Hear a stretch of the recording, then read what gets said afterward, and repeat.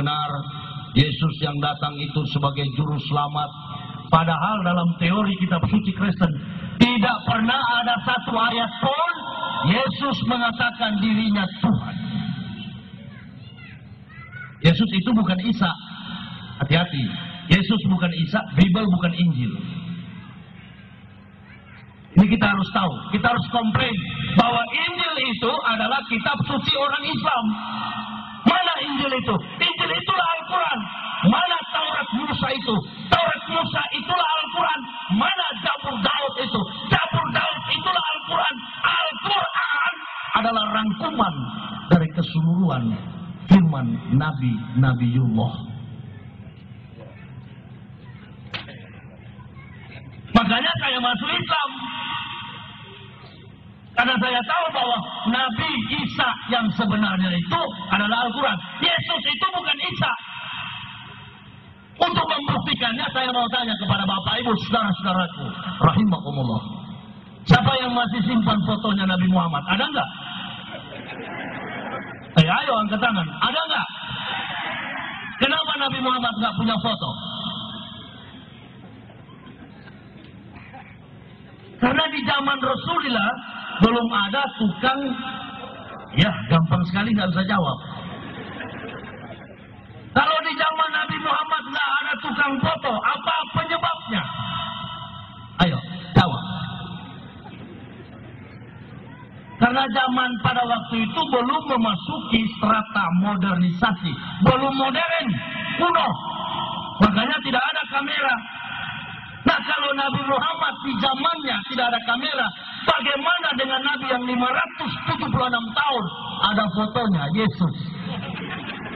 Ini orang Manado bilang cerita mati. Sudah kartu mati kalau sudah gini. Tolong dipertanggungjawabkan itu.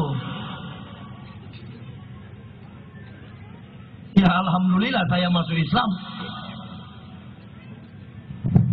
Alhamdulillah saya diberi petunjuk oleh Allah masuk Islam. Tapi pendeta-pendeta lain tetap bertahan pada argumen itu. Lalu saya difitnah di internet, di mana-mana. Oh itu pendeta gila yang masuk Islam, jangan percaya. Orang stres. Saya tidak marah karena yang mengatakan saya gila adalah orang-orang gila.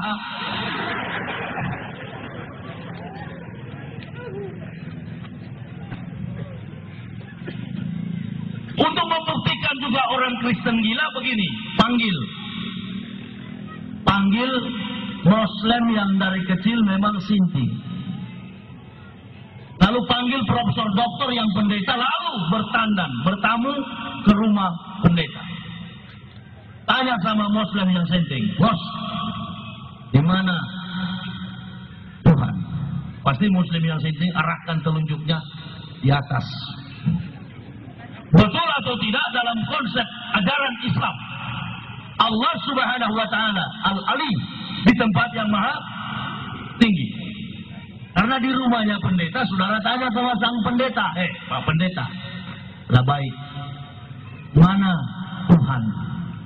Lalu dia bilang itu yang di dinding sana.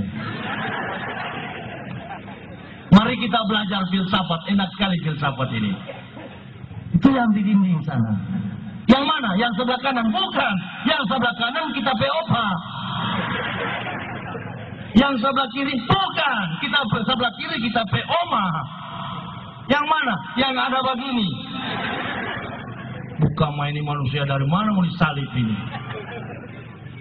Ini betul-betul Paulus punya pekerjaan dan Romawi akibat dendam, dengki, iri hati terhadap kehadiran Nabi terakhir penyempurna keseluruhan kitab Nabi-Nabiullah.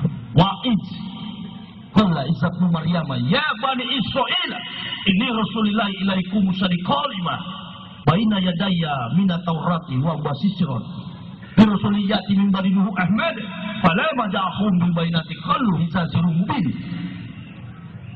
600 tahun belum datang Nabi Muhammad, Nabi Isa sudah menginformasikan, hai Bani Israel, aku Rasulullah datang di tengah-tengah kamu untuk menggenapkan kitab sebelumku, Taurat.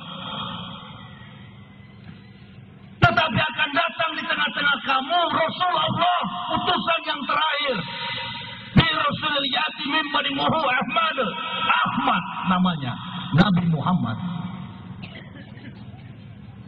Tapi Yahudi berkata, inilah sihir yang nyata.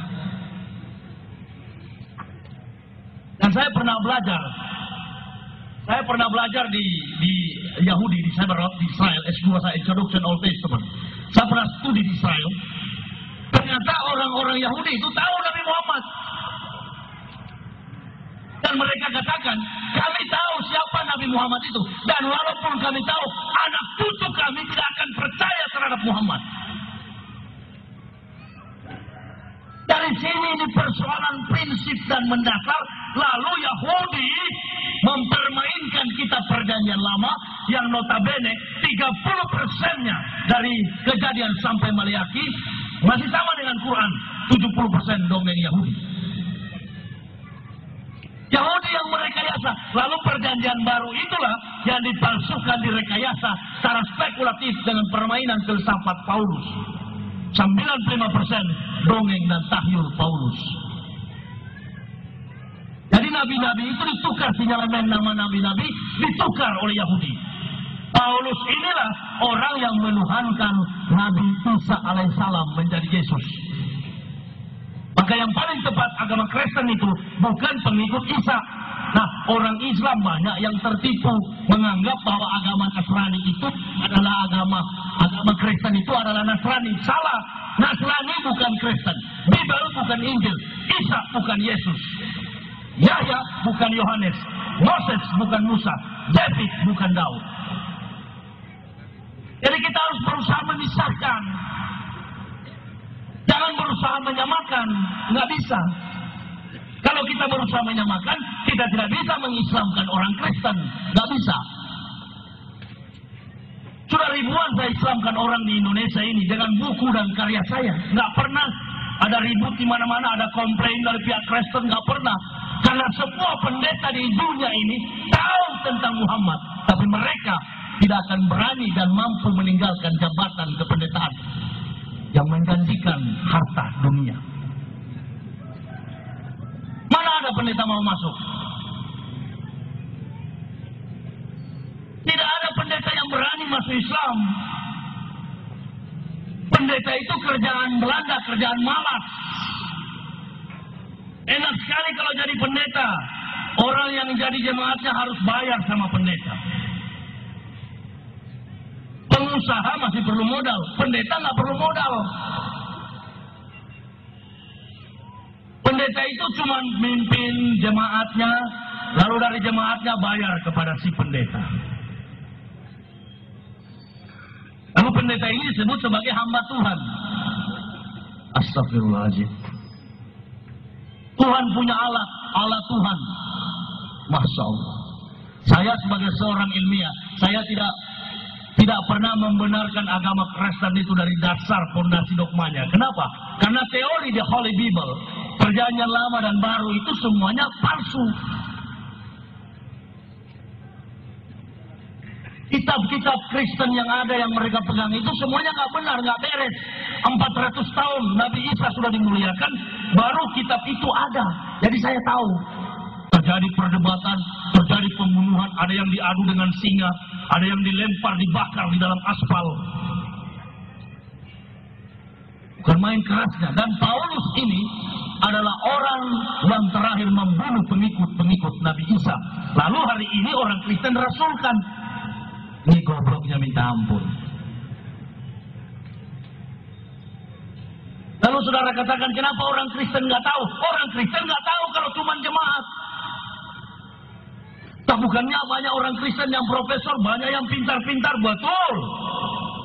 Banyak yang pintar, tetapi menafsirkan filsafat dan permainan Paulus itu perlu studi. Supaya kita tahu, oh ini kebohongan Paulus. Makanya yang masuk Islam itu adalah orang-orang yang pintar. Bukan orang-orang beda ya. Hidayah itu beda, setiap orang beda. Ada yang masuk Islam karena suami, ada yang masuk Islam karena istri. Tapi kalau yang masuk Islam dengan satu keluarga, berarti itu dicoba aja sains. Dari sudut pandang ilmu pengetahuan saya sudah siap mempertanggungjawabkannya. Makanya ada petugas dari pihak kepolisian, dari Kristen, tentara juga di polisi di Kendari pernah marah sama saya. Pak Ustadz, kenapa? Saya ini torang sama-sama kawanua. Iya lalu. Tapi saya Kristen. Iya lalu.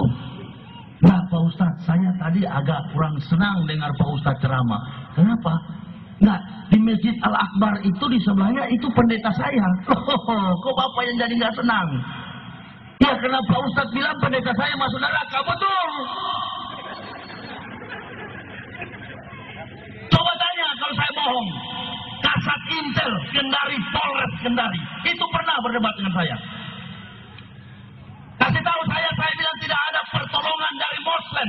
Satu manusia Muslim tidak pernah saya bergantung harap untuk membela jihad saya.